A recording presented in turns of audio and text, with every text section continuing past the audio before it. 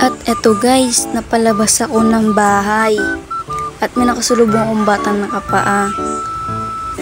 Ito ginagawa niya daw araw-araw. Hindi ko maiwasan na hatakin ko siya na papunta sa bahay. Tinanong ko muna siya kung kumain na ba. At nagalit pa siya dito at eto ang sabi niya sa akin. Kumain ka na? Di ba? At dito sinama ko muna siya sa bahay namin at tinanong ko pala kung saan siya natutulog. Ito ang sabi niya sa akin. Ano? Pusula! At ayun yung sinabi niya. Pinilit ko siya papasukan sa bahay namin. Ayaw niya daw talaga. Nahihiya daw siya kasi baka daw mapagalitan daw siya ng magulang ko.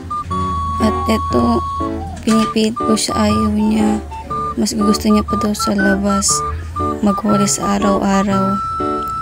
Kesa naman daw pakipasok daw sa bahay. At eto, buti may barya pa ako dito na may 15 pesos pa ako. Binigay ko na lang sa kanya. At dito, tuwang-tuwa siya, napangiti, napapaiyak pa siya. At eto, pinunasan ko, sabi niya siya na lang daw. Ayun, sa sobrang iyak niya. Diba? Buti guys, nakatulong tayo sa mga tao.